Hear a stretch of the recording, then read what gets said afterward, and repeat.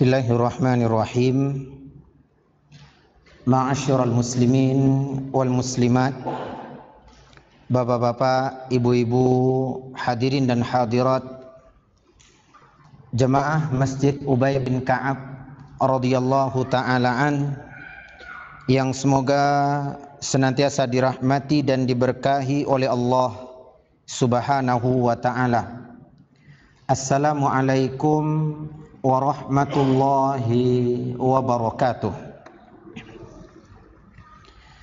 Alhamdulillah, alhamdulillahi rabbil alamin, wa bihi nasta'inu wahdahu ala umurid dunya waddin.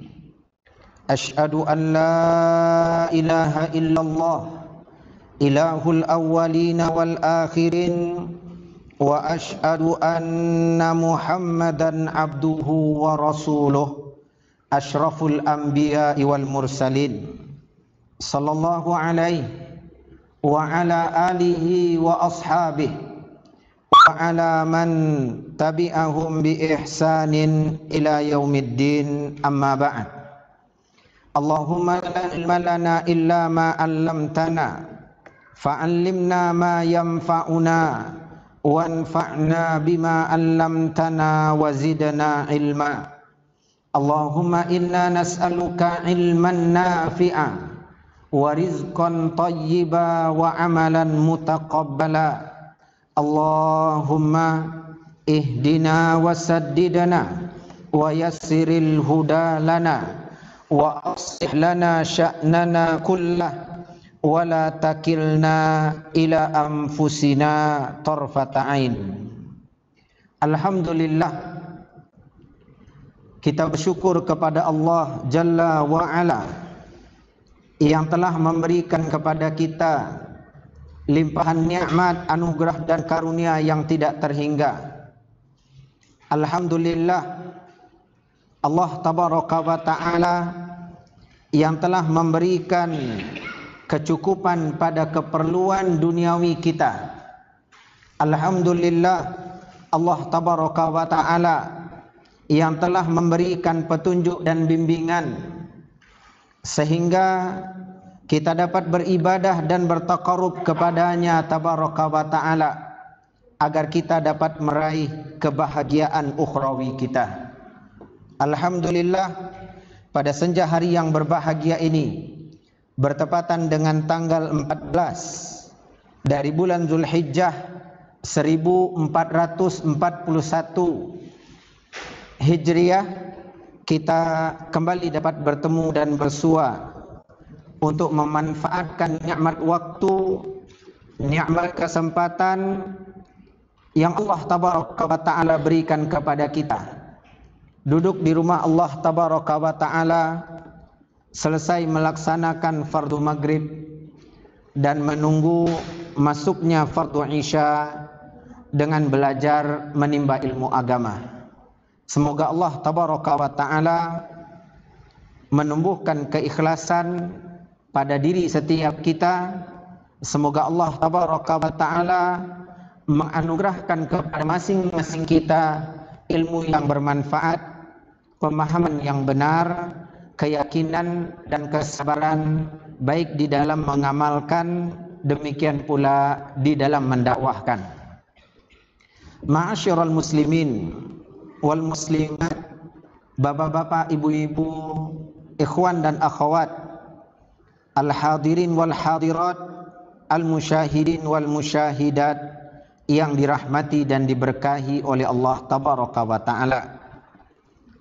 Bahasan kita dari kitab yang ditulis oleh Al-Imam Ibnul Qayyim Al-Jauziyah rahimahullah, Al-Fawaid, masih berada seputar pembahasan tentang durus wa ibar, pelajaran-pelajaran atau ibrah-ibrah yang dapat kita petik dari kisatu Abil Bashar, kisahnya bapak manusia Adam alaihissalam, di mana dalam pertemuan terakhir kita sedang membahas poin efek dan dampak daripada maksiat dan dosa bagi hati dan raga seorang hamba. Karena beliau mengatakan pada poin pertama, pelajaran pertama, iyyaka wal ma'asi. Berhati-hatilah engkau wahai saudaraku dari maksiat-maksiat apapun bentuknya. Dan kita telah menyebutkan atau menukilkan poin demi poin yang beliau juga Al-Imam Ibnul Qayyim Al-Jauziyah rahimahullah sebutkan tentang atharuz dzunub wal ma'asi 'alal qalbi wal badan. Efek dan dampak daripada maksiat dan dosa terhadap hati dan raga seorang hamba. Dari kitab beliau Ad-Da' wad-Dawa. Sebelum kita lanjutkan ke poin yang berikutnya, yakni dalam poin itu kita akan ulang penyebutan dari poin pertama secara ringkas biiznillah tabaraka wa ta'ala. Adapun efek dan dampak buruk daripada maksiat dan dosa baik terhadap hati ataupun raga seorang hamba, yang pertama adalah hirmanu al-ilmi. Seorang yang berbuat dosa, seorang yang berbuat maksiat akan diharamkan oleh Allah tabaraka wa ta'ala untuk mendapatkan ilmu. Ini yang pertama. Dan Bapak Ibu kaum muslimin kaum muslimat, hadirin dan musyahidin yang dirahmati dan diberkahi oleh Allah tabaraka wa ta'ala, dapat melihat di dalam surat Al-Anfal ayat 29 di mana Allah tabaraka wa ta'ala menyebutkan apabila orang-orang yang beriman itu mereka bertakwa kepada Allah, yaj'al lakum furqana, niscaya Allah akan berikan kepada mereka, yakni kepada kalian orang-orang yang beriman, furqana. Furqan adalah ilmu, sehingga dapat membedakan antara yang hak ya dengan yang batil, yang baik ya dengan yang buruk. Jadi Allah mensyaratkan di sini, bertakwalah kalian wahai orang-orang yang beriman kepada Allah, maka niscaya Allah akan berikan ilmu kepada kalian. Kemudian efek dan dampak buruk yang kedua, seorang yang berbuat dosa, berbuat maksiat, dia akan diharamkan oleh Allah tabaraka wa ta'ala untuk mendapatkan rezeki.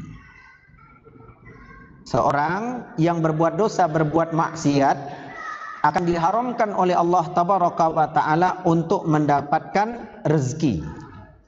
Nabi yang mulia alaihi salatu wassalam dalam sebuah hadis yang diriwayatkan oleh Imam Ahmad di dalam musnadnya, Nabi sallallahu alaihi wasallam bersabda, innal abda la yahrumur rizqa bidzambi yusibuh. Seorang hamba itu akan diharamkan oleh Allah, akan dijauhkan oleh Allah untuk mendapatkan rezeki karena dosa dan maksiat yang dia perbuat. Makanya Bapak Ibu kaum muslimin kaum muslimat, ketika kita mendapati itu di dalam kehidupan kita, kenapa rezeki kita berkurang ya, atau misalnya usaha kita mengalami kegagalan, segala rencana kita ya tak pernah terlaksana, tak pernah terwujudkan, ya di antara koreksi atau muhasabah yang perlu kita lakukan terhadap diri adalah periksa dosa dan maksiat kita. Kayaknya rencananya aja yang kurang matang, Ustaz. Enggak. Ya. Kayaknya Dewi Fortuna saja yang belum berpihak. Jangan, itu sebuah kesyirikan. Bukan dia yang mengatur rezeki kita. Siapa Dewi Fortuna itu? Ya. Yang paling penting adalah yakin Allah tabaraka wa ta'ala yang menentukan hasilnya. Namun dalam proses ketika kita mengalami problema, permasalahan, coba periksa dosa dan maksiat apa yang telah kita lakukan. Makanya di dalam hadis yang lain, Nabi yang mulia alaihi salatu wassalam mengatakan, Jibril itu telah datang membisikkan kepadaku. Di antara yang Jibril alaihi salam katakan kepada Nabi sallallahu alaihi wasallam, lalu kemudian Nabi menyampaikan kepada para sahabat, Nabi SAW mengatakan, wala yahmilannakum istibta'ar rizq an tatlubuhu bimaksiatillah. Jangan gara-gara rezeki itu terlambat datangnya kepada kalian, atau kalian mendapatkan kesulitan untuk mengumpulkan rezeki, kalian lalu mencarinya dengan cara bermaksiat. Enggak, itu keliru, salah. Sudah ada nih dosa dan maksiat yang kita perbuat mempengaruhi ya rezeki kita, lalu kemudian kita tambah dengan maksiat yang lain. Supaya bertambah rezeki kita, kita tempuh dengan jalan berbuat maksiat. Jangan, kata Nabi. Karena apa yang ada di sisi Allah tidak didapatkan kecuali dengan takwa, dengan cara yang baik. Nah, ini efek dan dampak yang kedua. Yang ketiga, kata beliau rahimahullah, adapun yang ketiga adalah kegelisahan dan kegundahan yang akan dirasakan oleh orang yang berbuat maksiat di dalam hati. Wahsyatun fil qalbi. Ada kegelisahan, ada kegundahan yang akan dirasakan di dalam hati. Ketidaktenangan, ketidaktentraman. Ya, selalu berada di dalam kegelisahan. Karena memang Allah Tabaraka wa Ta'ala sendiri yang telah mengatakan di dalam surat Ar-Ra'd ayat 28. Simple Bapak Ibu, kaum muslimin, kaum muslimat. Kalau ingin tentram, ingin damai, ingin bahagia, diri kita, jiwa kita, karena kebahagiaan itu kan bukan pada harta, bukan pada tahta, ya, tetapi apa yang Allah tumbuhkan di dalam jiwa kita, di dalam dada kita. Gimana caranya? Lihat firman Allah dalam surat Ar-Ra'd ayat 28. Allah Tabaraka wa Ta'ala mengatakan, alladzina amanu, orang-orang yang beriman, kata Allah, wa tatma'innu qulubuhum bidzikrillah. Ala bidzikrillahi tatma'innul qulub. Orang-orang yang beriman dan tenang hati mereka, tentram hati mereka dengan mengingat Allah. Tidakkah dengan mengingat Allah itu akan tenang, hati akan menjadi tenang, hati akan menjadi tentram? Jadi resepnya dua, kata Allah. Yang pertama iman, jaga iman kita, pelihara iman kita, rawat iman kita. Gimana cara diantara apa yang perlu kita lakukan upaya dalam merawat iman? Diantaranya hadir di majelis ilmu, duduk di majelis ilmu, berteman dengan orang-orang soleh, tilawah Al-Quran, ini diantaranya ya. Nah, yang pertama jaga iman. Yang kedua, kata Allah Tabaraka wa Ta'ala, zikrullah, berzikir kepada Allah. Itu resep ketentraman dan ketenangan di dalam jiwa. Nah, ketika kita tidak lakukan itu, kebalikannya kaum muslimin dan kaum muslimat, kita berbuat dosa, kita berbuat maksiat, iman kita akan mengalami kelemahan, kemunduran. Ya, lalu kemudian setelah itu kalau kita banyak buat maksiat, otomatis zikrullahnya sedikit. Makanya para ulama mengatakan di antara cara agar kita tidak sibuk berbuat maksiat kepada Allah, duduk di majelis ilmu. Karena majelis ilmu itu termasuk zikrullah. Kalau tidak kita isi waktu kita dengan belajar, menimba ilmu agama, entah Bapak Ibu hadir di majelis taklim, entah Bapak Ibu baca buku agama, atau mendengarkan tausiah, kajian, rekaman, atau baca ya artikel misalnya, pokoknya sedang menambah ilmu agama. Kalau tidak sedang melakukan itu, otomatis waktu akan terbuang dengan berbuat maksiat dan dosa. Makanya kaum muslimin, kaum muslimat, orang yang berbuat dosa, berbuat maksiat, gelisah hatinya, gundah gulana ya jiwanya. Yang keempat, efek dan dampak daripada maksiat dan dosa yang keempat adalah ketidakharmonisan dalam muamalah atau hubungan dengan keluarga dan manusia. Ya, ketidakharmonisan. Ya, adanya ketidakakraban pada para pelaku dosa dan maksiat. Hubungan di mana? Hubungan dia dengan keluarga dan manusia rusak. Ya, terjadi perubahan pada keluarganya.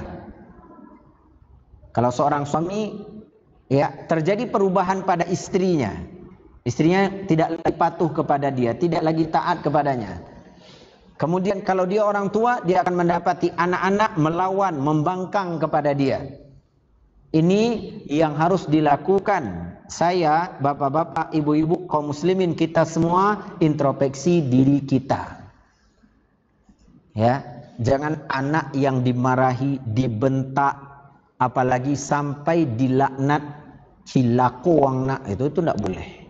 Ya, harusnya ketika kita melihat dia seperti itu melawan, membangkang, padahal yang kita suruh benar loh Ustaz, suruh sholat ternyata dia melalaikan sholat, suruh baca Al-Quran dia malah nggak baca Al-Quran, malah baca ya buku-buku yang lain misalnya, tah baca komik dan segala macamnya. Ya, itu di samping kita istighfar, ingat dosa dan maksiat kita, tetap ingatkan anak kita. Ya, lihat. Ini akibat dari dosa. Enggak ada perasaan, enggak Pak Ustaz, enggak ada. Ini satu hari rasanya enggak ada buat dosa, enggak ada buat maksiat. Betul, mungkin hari itu alhamdulillah tidak. Tapi 2 hari sebelumnya, 3 hari sebelumnya, terkadang efek daripada maksiat dan dosa itu Bapak Ibu kaum muslimin dan kaum muslimat tidak mesti hari itu dikerjakan, hari itu langsung dapat, enggak. Makanya terkadang kita nyaris enggak ingat dengan dosa dan maksiat kita. Beda dengan generasi terbaik dari umat kita, para sahabat. Beda dengan orang-orang soleh sebelum kita. Mereka ingat betul. Sehingga di antara mereka ada yang mengatakan, gara-gara satu maksiat, satu dosa yang telah aku lakukan terjadi pada diriku di pasar, aku ingat benar. Selama lebih kurang 6 bulan aku enggak dapat sholat malam. Itu berarti mereka betul-betul mengingat apa? Dosa. Kebalikan dengan kita. Kalau kita yang kita ingat apa? Kebaikan kita. Sodako infak kita paling ingat kita berapa jumlahnya. Kurban batang ambo Pak Ustaz. Seekor sapi itu ambo surang. Dibaca-baca terus diulang-ulang terus padahal apa? Udah selesai. Itu sodako dan infak haji tahun itu enggak bisanya Pak Ustaz. Kalau enggak ada corona berangkat insyaallah. Nah itu dihitung-hitung kebaikan. Itu kita. Sedangkan dosa dan maksiat kita enggak pernah ingat. Berapa kali kita bentak orang tua kita, berapa kali kita ya kasar mungkin para suami kepada istrinya, para istri berapa kali ngelawan, menghibahi suami, nggak ingat. Berbeda. Makanya kaum muslimin dan kaum muslimat, lihat bagaimana kepekaan orang-orang soleh sebelum kita. Sehingga di antara mereka ada yang mengatakan, aku ingat benar karena dosa dan maksiat yang aku kerjakan, aku melihat perubahan pada istriku dan hewan tungganganku. Nah ini juga pelajaran bagi kita. Jadi jangan ditendang-tendang sepeda motor tuh, jangan dicampakkan ke parit sepeda motor. Ya, laki kini lo baulah Ustaz campak leh, ganti yang baru. Jangan, ya itu kan ada dosa kita dan maksiat kita juga. Gitu kan? Uang yang kita gunakan untuk isi bahan bakarnya itu uang dari mana? Nah seperti itu. Jadi lihat kepada dosa dan maksiat kita. Aslinya yang kita ya akan istighfar, kita akan minta ampun kepada Allah Subhanahu wa taala. Nah, ini juga merupakan efek dan dampak buruk, merusak hubungan dengan sesama. Lalu kemudian yang kelima, maksiat dan dosa itu menyebabkan segala urusan menjadi sulit dan rumit. Ya. Maksiat dan dosa itu menyebabkan setiap urusan menjadi sulit dan rumit. Karena Allah Tabaraka wa Ta'ala telah berfirman di dalam surat At-Talaq ayat 2 hingga ayat yang ketiga. Kata Allah Tabaraka wa Ta'ala, "Wa may yattaqillaha yaj'al lahu ya min amrihi wa may yattaqillaha yaj'al lahu makhraja," kata Allah. Barang siapa yang bertakwa kepada Allah, Allah akan berikan solusi, jalan keluar kepada dia. Satu, kedua kata Allah ayat berikutnya, wa yarzuqhu min haitsu la yahtasib. Allah akan beri dia rezeki dari arah atau dari sisi yang tidak pernah dia sangka-sangka. Lihat bagaimana Allah mensyaratkan solusi, jalan keluar, kemudahan dengan takwa.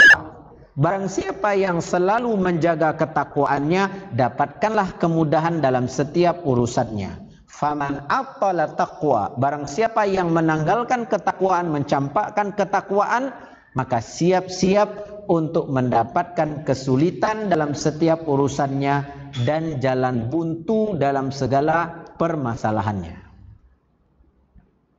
Allah tabaraka wa ta'ala juga berfirman dalam surat yang sama di ayat yang keempat, wa may yattaqillaha yaj'al lahu min amrihi yusra. Kata Allah, barang siapa yang bertakwa kepada Allah, senantiasa Allah akan jadikan dalam setiap urusannya ada kemudahan. Syaratnya adalah takwa. Kemudian yang keenam, maksiat ma'asyiral muslimin wal muslimat. Bapak-bapak, ibu-ibu, hadirin dan musyahidin yang dirahmati oleh Allah tabaraka wa ta'ala, maksiat akan mendatangkan kegelapan dalam hati. Maksiat akan mendatangkan kegelapan di dalam hati. Hati kita akan menjadi gelap, hitam, legam. Nabi yang mulia alaihi salatu wassalam mengatakan dalam sebuah hadis yang diriwayatkan oleh Imam Tirmidzi dari jalan Abi Hurairah radhiyallahu taala an, innal mu'min idza adnaba dzamban nukita fi qalbihi nuktatun sauda. Seorang mukmin kalau dia melakukan dosa, maka akan dijadikan pada hatinya tersebut nuktatun sauda, sebuah titik hitam. Satu maksiat, satu dosa, satu titik hitam. Lalu kemudian kata Nabi yang mulia alaihi salatu wassalam, fa idza taba wa naza'a wastaghfara suqila qalbuhu. Kalau seandainya dia ini taubat, meninggalkan maksiatnya, beristighfar, kata Nabi, maka suqila qalbu, hatinya itu akan bersih lagi, hatinya itu akan suci lagi. Berarti satu titik noda hitam tadi akan dihapuskan atau dihilangkan oleh Allah. Namun apabila tidak, wa in zada zadat, kalau dia terus menerus berbuat dosa, berbuat maksiat, berarti titik hitam tadi akan bertambah. Maksiat pertama, satu titik hitam. Maksiat kedua, satu titik hitam. Maksiat ketiga, tambah lagi titik hitam. Sehingga hatinya benar-benar menjadi hitam, gelap. Kata Nabi yang mulia alaihi salatu wassalam, hatta ta'lu qalbu, sampai benar-benar hitam, gelap hatinya. Fadzalika ron, itulah yang disebut dengan ron, kata Nabi SAW, yang terdapat di dalam firman Allah tabaraka wa ta'ala surat Al-Mutaffifin ayat 14. Kalla bal rana ala kulubihim ma kanu yaksibun. Sekali-kali tidak, kata Allah, akan tetapi itulah ron yang telah menutupi hati mereka, yang telah menggelapi hati mereka akibat dari dosa atau maksiat yang telah mereka perbuat. Surat Al-Mutaffifin ayat 14. Berikutnya yang ketujuh. Ketika menjelaskan poin yang keenam ini, kita menambah kaum muslimin dan kaum muslimat pada pertemuan terakhir bahwa jangankan hati kita karena maksiat dan dosa menjadi hitam, Hajar Aswad yang Allah tabaraka wa ta'ala turunkan pada asalnya berwarna putih dari surga juga berubah menjadi hitam karena maksiat dan dosa yang dilakukan oleh anak cucu Adam. Makanya Nabi SAW mengatakan dalam sebuah hadis, nazalal hajarul aswad minal jannati wa huwa ashaddu bayadan minal laban fasawwadathu khataya bani Adam. Hajar Aswad itu Allah tabaraka wa ta'ala turunkan dari surga. Dia lebih putih daripada susu, akan tetapi berubah menjadi hitam karena maksiat dan dosa yang dilakukan oleh anak cucu Adam. Apa maksudnya? Kan ketika seseorang mengerjakan ibadah tawaf, mengelilingi atau mengitari Ka'bah, Ya, di antara sunnah yang harus dia lakukan memulai tawafnya itu ya dari Hajar Aswad.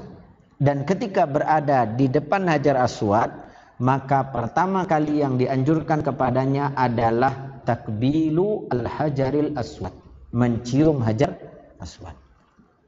Itu yang Nabi SAW maksud, dicium. Di situ apa? Banyak maksiat dan dosa anak cucu Adam. Nah, itu batu.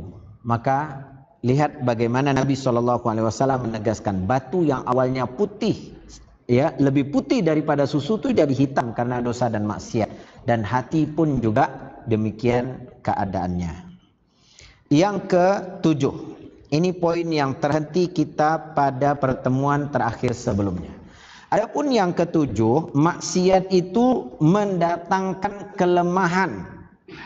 Maksiat mendatangkan kelemahan, bahkan kematian pada hati dan badan. Ketika seseorang berbuat maksiat, berbuat dosa, hatinya akan lemah, raganya akan lemah. Ya, bahkan hatinya akan mati sebelum mati seluruh anggota badannya. Apa makna daripada lemah di sini? Apakah dia betul-betul lemah, terbaring, terkapar, ya, nggak bisa berbuat apa-apa? Lah, tidak. Maksudnya lemah dia di dalam mengerjakan perintah Allah Tabaraka wa Ta'ala. Orangnya sehat, segar bugar kok. Ya, maraton dia bisa sekian jauh, ya. Gowes dia, ya sekarang olahraga yang paling digemari sepeda, ya, olahraga mahal katanya. Dulu orang naik sepeda, sudah itu apa? Naik sepeda motor. Sekarang udah canggih semua alat transportasi, kembali lagi ke sepeda. Ya, naik sepeda jauh, ya jauh, ya jarak yang ditempuh oleh dia. Tapi entah kenapa rumahnya hadap-hadapan dengan masjid. Itu masjid nggak pernah dia singgahi. Masjid itu apa? Nggak pernah dia singgahi untuk menjawab panggilan hayya 'alal shalah, hayya 'alal falah. Berat. Olahraga dia, masuk ke fitness center, di gym, berapa lama dia bisa ngangkat beban berat? Ya. Tegang ototnya, tegang matanya. Tapi ketika duduk bersimpuh untuk mendengarkan kajian atau baca Al-Qur'an, ya, paling amma ba'du Ustaz dia udah amma ba'du kata Ustaz dia udah Ustaz dengan kajiannya dia dengan apa? Ya dengan mimpinya. Atau kalau baca Al-Qur'an dah ngantuk. Itu bukti lemah. Ya. Ini bukti lemah. Hatinya sudah mati sebelum mati semua anggota badannya. Hidup orangnya, segar bugar, tapi udah nggak ada lagi fungsi hatinya. Diberikan nasihat, tidak tersentuh nasihat itu bagi dia, ditunjuki, diajarkan, malah dibelalakkan pula mata, ya malah kemudian disalahkan pula orang yang memberi nasihat kepadanya. Nah, ini berarti dosa dan maksiat telah menyebabkan hati dan raganya lemah bahkan mati. Ibnul Mubarak, salah seorang ulama rahimahullah, beliau berkata, "Ra'aitu dzunuba tumitul qulub wa qad yurithu dzulla idmanuha." Aku memperhatikan bahwa dosa dan maksiat itu, kata beliau rahimahullah, mematikan hati. Bahkan terus menerus seseorang melakukan maksiat akan mewariskan kehinaan pada dirinya. Jadi dosa dan maksiat itu mematikan hati dan mewariskan kehinaan pada diri pelakunya. Lalu kemudian kata beliau, wa tarku dzunubi hayatul qulub. Meninggalkan maksiat, meninggalkan dosa itu adalah kehidupan bagi hati. Hati jadi hidup karena meninggalkan dosa dan maksiat. Wa khairun li nafsika isyanuha, dan sangat baik bagimu, kata beliau rahimahullah, meninggalkan, menjauhi, menghindari, ya, atau enggan melakukan maksiat. Itu baik. Karena kalau kita lakukan, salah satu musibah yang akan menimpa kita, hati kita akan melemah. badan kita akan melemah. Bahkan ya kita telah mati, ya hati kita telah mati sebelum mati semua anggota badan kita.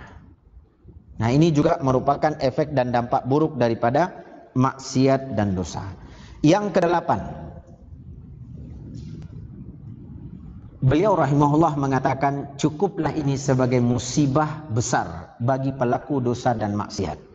Kalau nggak ada efek dan dampak buruk yang lain, cukup yang satu ini aja, ini sudah sangat besar kerugiannya, keburukannya. Beliau rahimahullah mengatakan maksiat menghalangi hamba untuk melakukan ketaatan. Maksiat akan membuat hamba berada di dalam kecanduan. Maksiat itu akan menghalangi hamba melakukan ketaatan, dan maksiat itu akan membuat hamba berada di dalam kecanduan. Maksudnya kecanduan berbuat maksiat. Enak, terasa nikmat, terasa lezat. Ketika dia sudah cenderung atau condong kepada dosa dan maksiat, maka ketaatan demi ketaatan akan mulai dia jauhi dan dia tinggalkan. Hilang kaum muslimin dan kaum muslimat karena berbuat dosa, berbuat maksiat, hilang kenikmatan solat, hilang kelezatan tilawah Al-Quran. Karena berbuat maksiat, berbuat dosa, hilang tuh ya keinginan untuk bercengkrama dengan keluarga, dengan istri, dengan anak-anak.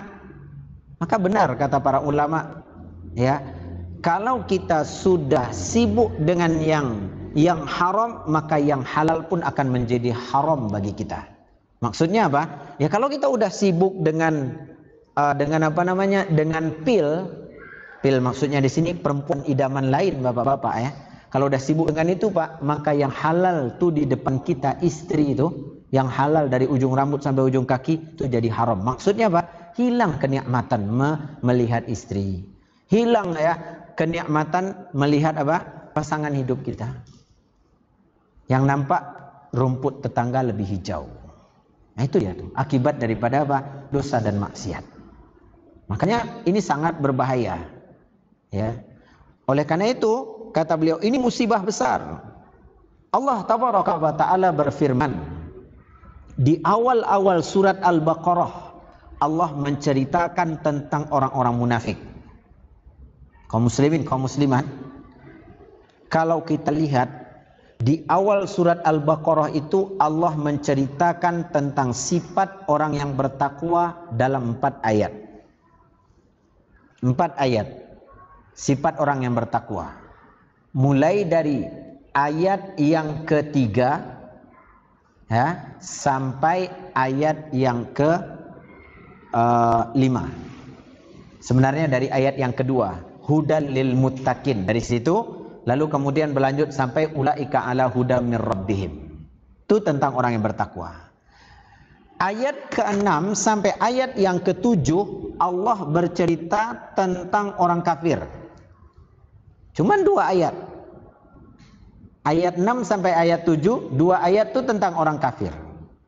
Namun untuk orang munafik mulai dari ayat 8 ya sampai ke ayat 20. Tuh, banyak. Kenapa? Kalau kafir, kalau orang beriman jelas-jelas benar-benar beriman. Kalau orang kafir jelas-jelas tidak beriman. Tapi ini yang panjang lebar Allah sebutkan nih, orang yang pura-pura beriman. Ini berbahaya. Maka di antara penyebutan Allah tabaraka wa taala tentang orang-orang munafik ada di ayat 10. Kata Allah tabaraka wa taala, fi qulubihim maradun fazadahumullahu marada. Di dalam hati orang-orang munafik itu terdapat penyakit, kata Allah, fazadahumullahu marada. Allah kemudian tambahkan lagi penyakit buat mereka. Penyakit pertama adalah karena mereka berbuat maksiat. Akhirnya di hati mereka ada penyakit. Ini penyakit pertama, ya.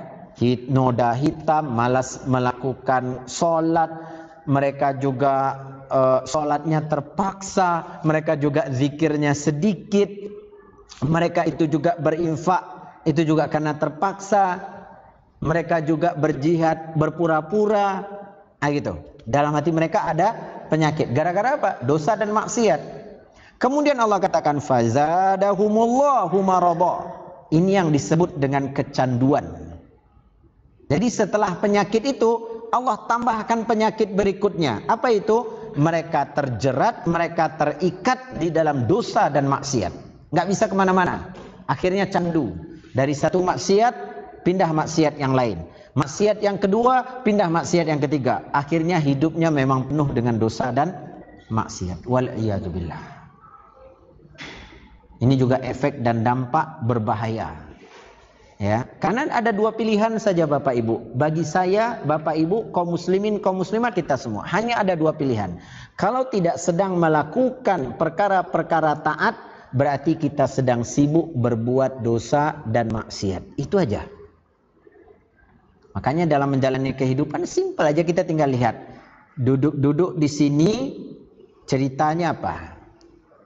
Oh, kalau ceritanya adalah tentang bagaimana kita belajar membaca Al-Quran dengan baik dan benar, oke, saya akan duduk. Berarti itu sedang melakukan perkara taat, kan saling belajar Al-Quran, saling tukar pikiran misalnya. Tapi kalau sudah ya topik pembicaraan di majelis itu adalah tentang no si Fulan, no si Alan, ini berarti apa? Ghibah. Maka kita katakan, wahai saudaraku, sudah cukup, jangan ghibahi si Fulan dan si Alan. Ternyata dikatakan apa? Kalau Anda nggak mau duduk di sini, Anda silakan pergi. Yang jelas kami, ini pembicaraan kami sekarang. Berarti apa? Tugas kita menyampaikan sudah selesai. Kita tinggal pergi menyelamatkan diri. Enggak Pak Ustadz, cuman duduk-duduk nyender-nyender aja. Ya nguping-nguping sedikit lah gitu. Itu nggak akan ada. Ya, sambil berzikir Pak Ustadz, subhanallah, subhanallah. Tapi telinga apa? Nggak akan ada. Yang ada zikir akan terkalahkan oleh ghibah, karena hanya ada dua pilihan. Nah, oleh karena itu beliau di sini mengingatkan, hati-hati. Maksiat menghalangi kita untuk melakukan perkara ketaatan dan membuat kita terikat atau terjerat di dalam kecanduan. Yang kesembilan,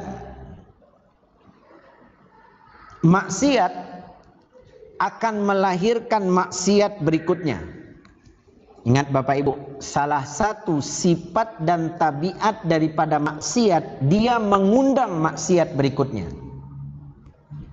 Makanya kita kalau nggak cepat-cepat istighfar dan taubat, maksiat yang kita lakukan ini akan membawa kita kepada maksiat berikutnya. Itu adalah sifat dan tabiat daripada dosa. Maka orang yang menunda-nunda istighfar dan taubat, coba lihat. Akhirnya apa? Dia akan berpindah dari satu maksiat ke maksiat yang lain. Dan dia berlama-lama di dalamnya. Wal'iyadzubillah, wafat meninggal dunia sedang melakukan maksiat, su'ul khotimah. Allahumma khtimna bi husnul khotimah. Semoga Allah mewafatkan kita dalam keadaan husnul khotimah. Berat. Oleh karena itu beliau mengatakan maksiat itu melahirkan maksiat berikutnya. Ketika seorang hamba dia lakukan maksiat dan dia tunda-tunda istighfar dan taubat, maksiat itu akan jadi tabiat dan perangai asli dia. Na'udzubillah min dzalik. Satu hari kalau tidak berbohong, tidak nikmat hidupnya. Itu berbahaya tuh Bapak Ibu. Satu hari kalau tidak mencaci orang, memaki orang, menggibahi orang, atau mengambil harta hak milik orang, enggak senang dia. Ini berbahaya. Ya, ini udah atas daripada candu lagi, sudah melekat pada diri dia. Bahkan orang yang seperti ini terkadang bangga dia kalau dia disebutkan dengan dosanya. Kan abang kan juara satu tukang mabuk di kampung ini kan abang. Oh, ambo orang tuh. Itu bahaya. Orang yang seperti ini itu sudah bangga dengan dosa dan maksiat. Makanya ya sebagian salafun saleh mengatakan bahwa tanda-tanda diterimanya ibadah yang kita kerjakan adalah ibadah yang datang setelahnya. Nih, kaum muslimin, kaum muslimat, perhatikan ungkapan ini. Inna min sawabil hasanah al hasanatu ba'daha. Di antara tanda-tanda kebaikan yang kita kerjakan diterima oleh Allah, kita dimudahkan oleh Allah untuk melakukan kebaikan setelahnya. Makanya kalau saya, bapak-bapak, ibu-ibu, kaum muslimin, kaum muslimat, kalau ingin melihat apakah amal ibadah yang kita kerjakan di 10 hari awal Zulhijjah benar-benar jadi ibadah, amal soleh diterima oleh Allah, coba lihat kita di hari-hari sekarang. Padahal kita juga sekarang masih berada di bulan yang mulia. Bulan Zulhijjah itu bulan haram yang harus kita jaga kemuliaan dan kehormatannya. Kalau mau lihat bagaimana amal ibadah kita diterima oleh Allah, amal ibadah di bulan Ramadan, coba lihat kita setelah keluar dari bulan Ramadan. Makanya ini yang selalu harus kita tanamkan. Ini selesai sholat fardu, saya akan iringi dengan sholat sunnah. Ada ikhtiar, perjuangan. Jangan-jangan sholat fardu tadi Allah tidak terima. Ruku yang tidak sempurna, khusyuk yang tidak hadir di dalamnya, maka kita iringi dengan apa? Dengan ba'diyah. Nanti udah selesai sholat sunnah, bukan berarti apa? Lah selesai lo cik. Ya? Lalu kemudian setelah itu kita buat dosa, buat maksiat. Enggak, iringi lagi dengan kebaikan. Ya, mungkin ketika kita keluar masjid, kita lihat sendal terompa kawan kita, yang satunya ada di tangga, yang satunya lagi ada di halaman masjid.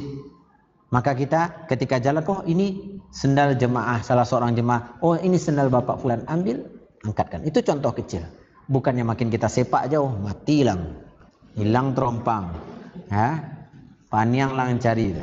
Ya, bukan begitu. Itu berarti apa? Amalan yang kita lakukan tadi setelahnya maksiat itu habis. Itu tanda. Makanya kata para ulama, satu kebaikan diiringi dengan kebaikan setelahnya, tanda kebaikan pertama diterima. Begitu juga satu keburukan, hukumannya adalah keburukan setelahnya. Jadi jangan seseorang itu besar kepala, mentang-mentang dia minum khamar, lalu kemudian bangga setelah itu dia dapat bunuh seseorang. Oh, hebat ambo kan? Abi dia mau satu lusin sudah tuh mati lo dia mau jandolo dia mau ya ibu itu. Artinya mati suaminya dibunuh. Bangga dia. Bukan, itu hukuman azab. Dia nggak bisa keluar dari dosa yang pertama, Allah biarkan dia untuk tenggelam di dosa yang kedua. Nauzubillah min dzalik. Nah, dari sini para ulama juga mengatakan bahwa kebaikan yang kita lakukan yang pertama, kalau ingin diterima oleh Allah, iringi dengan kebaikan setelahnya. Maka kalau ada kebaikan pertama kita kerjakan, lalu kita iringi dengan maksiat, ini maksiat akan menggerogoti kebaikan tadi, percuma. Sebagaimana Nabi SAW mengajarkan, kalau kita terjatuh melakukan sebuah maksiat, iringi dengan kebaikan. Wa atbi'is sayyi'atal hasanata tamhuha, kata Nabi.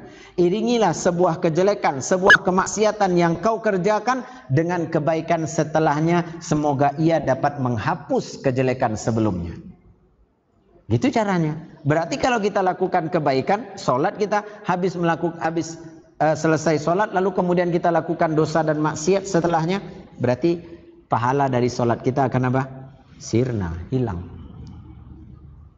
Nah ini ya, beliau juga ingatkan sebagai efek dan dampak buruk daripada maksiat dan dosa. Yang ke-10 terakhir kita sebutkan dalam pertemuan ini, yang ke-10 kata beliau, maksiat itu dapat menumbuhkan kesombongan di dalam diri seorang hamba, sehingga membuat dia menjadi makhluk yang hina.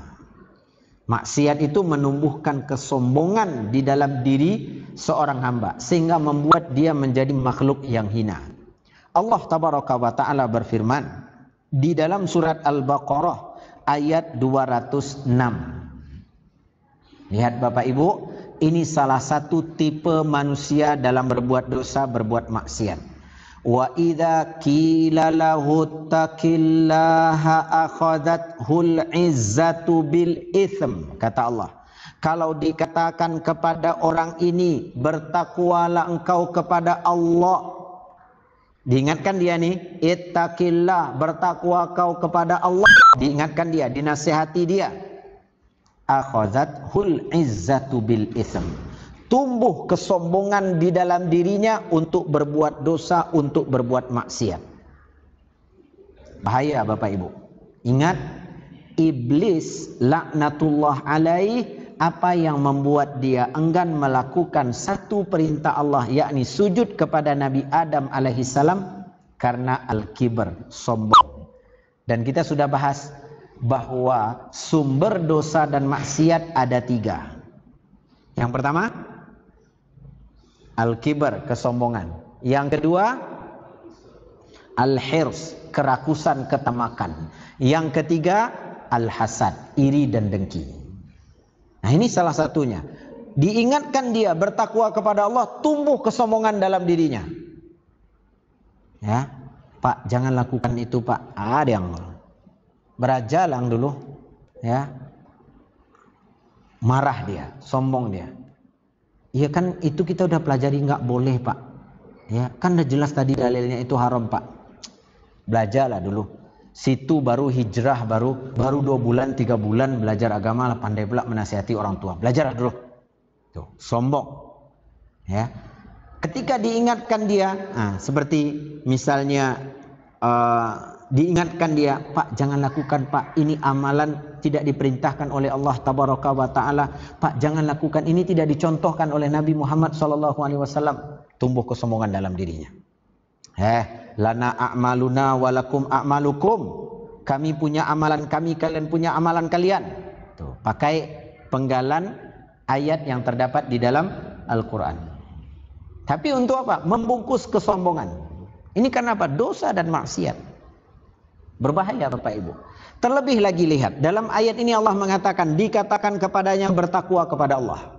Nabi SAW mengatakan, abghadul kalam, ucapan yang paling tidak disukai di sisi Allah. Ingat Bapak Ibu, Allah nggak suka dengan ucapan ini.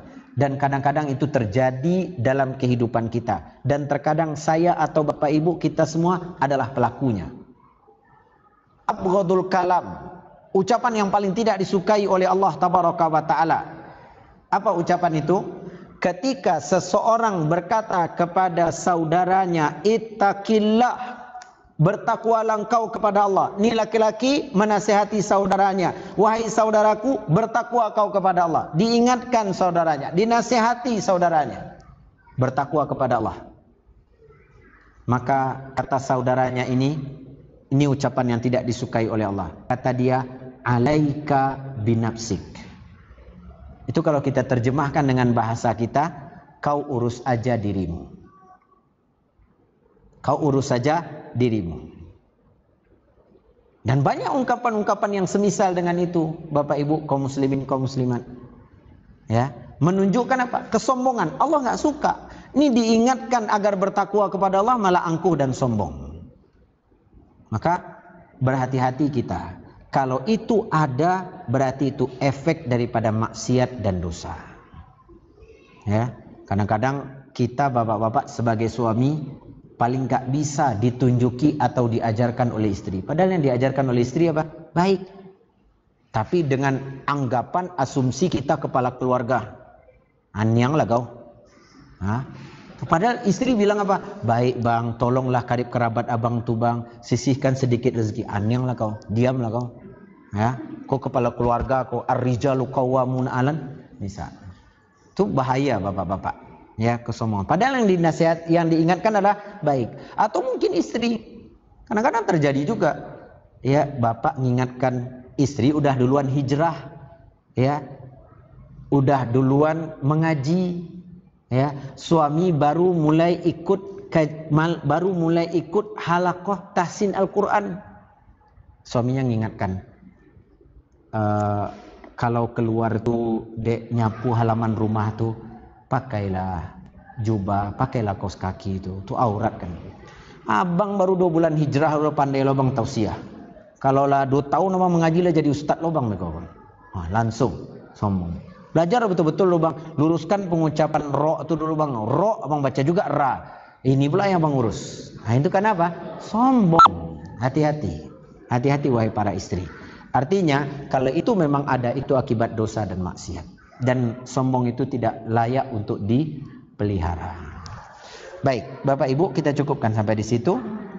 InsyaAllah kita lanjutkan dalam pertemuan berikutnya. Masih banyak faedah-faedah yang beliau sebutkan tentang hal ini. Dan ini sangat penting untuk kita ketahui, karena salah satu yang menghambat langkah seorang hamba menuju ke surga setelah syirik dan bid'ah, yang ketiga adalah maksiat. Semoga Allah melindungi dan menjaga kita, dan semoga Allah memberikan taufik dan hidayahnya kepada setiap kita. Subhanakallahumma wa bihamdika asyhadu an la ilaha illa anta astaghfiruka wa atubu ilaik. Wassalamualaikum warahmatullahi wabarakatuh.